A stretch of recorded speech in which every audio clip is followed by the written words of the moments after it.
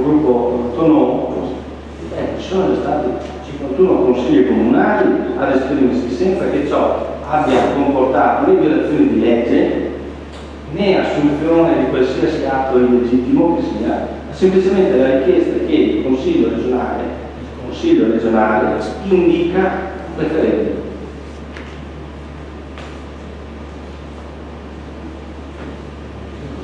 Consigliere Tavolo, prego. Sì, esprimo la mia posizione personale che diverge da quella del mio capogruppo Sandro Borini sull'ordine del giorno proposto. Diverge in questi termini perché in me è forte e vivo un sentimento di affezione verso l'idea e verso la realtà dell'Italia unitaria, però al tempo stesso è forte anche un senso democratico per cui secondo me non dovrebbero esserci materie su cui il popolo non possa esprimersi attraverso lo strumento referendario. Non dovrebbero esserci tabù in democrazia, quindi se c'è una proposta di questo tipo avanzata da chi evidentemente spera di interpretare l'opinione della maggioranza dei veneti favorevole verso l'idea di dipendenza, perché sarebbe secondo me sbagliato negare una possibilità democratica di espressione al popolo veneto, ammesso che questa entità popolo veneto esista già e non sia invece solo una espressione retorica cara a una certa parte politica. Ecco, in sintesi quindi questo mio contrasto interiore tra due sentimenti che sono in opposizione, quello democratico a favore di un referendum e quello invece che mi porterebbe, se ci fosse un referendum, a votare no all'indipendenza, il mio voto sarà un voto di estensione. Grazie consigliere Tavolo, capogruppo Commisso, prego. Sì, grazie. Io credo di condividere le preoccupazioni che ha espresso il sindaco, tutto sommato. E confesso anche che l'argomento non mi ha particolarmente preso e addirittura volevo andare via prima, ma così per educazione, anche per sentire che cosa si sarebbe detto, sono rimasto a sentire. Confesso la mia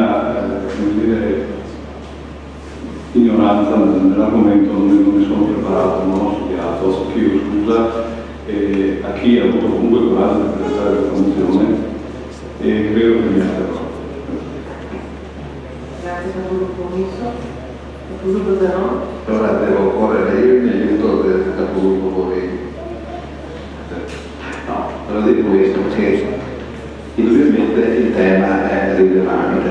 Anch'io sono tra quelli che credono che Daniele Marino sia stato un eroe patriota della Repubblica Veneta e che il Veneto sia stato ammesso come ha in qualche modo fatto capire il sindaco attraverso un'opera di ammissione da parte di una guerra di espansione che aveva fatto il Piemonte nei confronti di gran parte del territorio italiano. Poi ci sia stata anche l'unità d'Italia, ma qui entreremo in un contesto di discussione storica che insomma stasera a quest'ora non vale la pena di portare avanti. Però è anche vero che noi a tavola, dico noi, ma per tanti secoli l'Aula ha sempre saputo darsi delle regole. Prendiamo per esempio il Casoni, non è che voglio tirare per le lunghe, ma per generazioni e generazioni i Casoni hanno avuto sempre tante difficoltà nel loro turnover dovuto alle esigenze contingenti della popolazione di Cavour. Quando è arrivato lo Stato Sabaudo, già avevano cominciato le competenze, per cui noi adesso quando parliamo di Casoni abbiamo a che fare con genio civile, genio militare, consorzio di bonifica, la provincia, la regione, il genio militare e così via, cose di cui dobbiamo fare tutte le spese, soprattutto quando dobbiamo risolvere i nostri problemi locali. Quindi l'indipendenza, quantomeno l'autonomia, sarebbe auspicabile, ma vissuta forse in modo diverso da come è stata impostata questo piano di questo progetto di referendum, che se c'è qualcosa di politichese è proprio questo progetto di referendum, perché è nato per creare, diciamo, visto che non vogliamo parlare più di politichese, facciamo le cose come stanno. Io sono stato contattato da 2 persone per portare in consiglio comunale questo ordine del giorno e vi devo dire che non abbiamo mai avuto tempo di discuterlo nel nostro gruppo, ma sinceramente non lo ritenevamo qualcosa di una priorità assoluta per tutti i problemi che già ci sono. E mi sono informato e ho saputo che questo è stato portato avanti in consiglio regionale, da un consigliere regionale il quale non ha niente a che vedere con l'indipendenza lenta, perché fino a poco tempo fa faceva parte di un gruppo che tutto pensava meno che l'indipendenza lenta. Detto questo, siccome cercava una visibilità nuova, in quanto era stato lasciato fuori dal suo partito originario, in quanto non inserito nelle liste elettorali, questo ha cercato bene di trovarsi una nuova identità politica, facendo in modo poi di ritornare nella futura Forza Italia che sarà costituita fra non molto e vedrete se non ho ragione io. Quindi tutte queste considerazioni non sono assolutamente collegate a un vero progetto che riguarda l'autonomia del Veneto, che se mi permettete deve cominciare anche dai nostri piccoli consigli comunali. Non è che voglio riprendere il discorso della pesca, ma pensando alle leggi europee che sono state fatte e che sono state adottate da causa del tracollo della pesca nell'Adriatico, perché l'altro giorno guardavo la televisione, c'era un servizio su San Benedetto del Tronto, va bene, riduzione del 50% negli ultimi 3 anni dei pescherecci, quindi vuol dire che c'è una crisi della pesca di tutto l'Adriatico. Certamente noi non siamo riusciti a esprimere quelle che sono state le nostre esigenze, soprattutto a livello europeo, dove le lobby pescatori del nord hanno fatto in modo di privilegiare i grossi pescherecci, le flotte della Norvegia, della Finlandia, della Svezia, dell'Inghilterra, lasciando asciutto la pesca. Si dice come asciutta i pescatori della terra. Se noi dobbiamo fare a vedere la nostra autonomia, è su questi temi che dobbiamo fare. Quindi, signor Sindaco, cioè le proposte del nuovo regolamento per il consorzio peschereccio, facciamo delle iniziative politiche, non facciamo solo i testimonial di una decadenza, ma cerchiamo di dare, ci sono le elezioni europee fra poco, bene, vediamo a chi dobbiamo dare i nostri voti perché porti avanti una nuova concezione della pesca nell'Adriatico. Queste secondo me sono cose che riguardano l'indipendenza.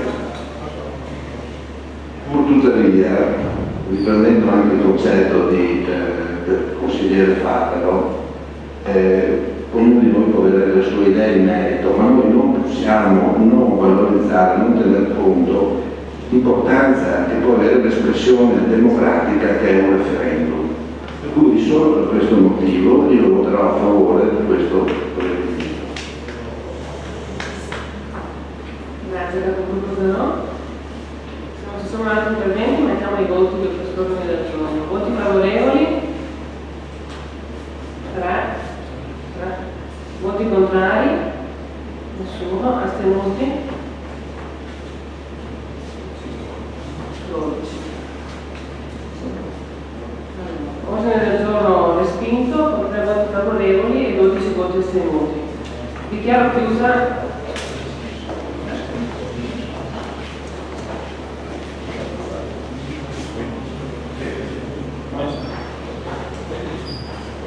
Il Consiglio Comunale approva questo ordine del giorno e chiudiamo qui i lavori di questa seduta. Grazie.